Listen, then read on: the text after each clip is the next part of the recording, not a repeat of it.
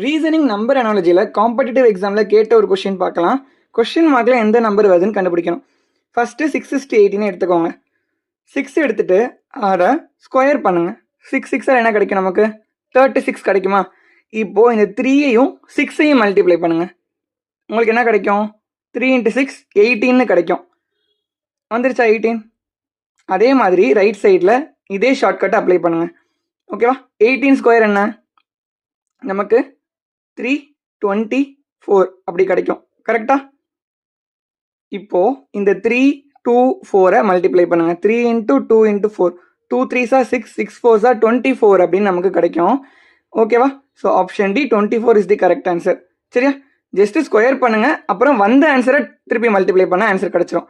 நம்ம சேனலில் எல்லா காம்படிட்டிவ் எக்ஸாமுக்கான ப்ரிப்பரேஷன் ஒரு பிளேலிஸ்ட் இருக்குது.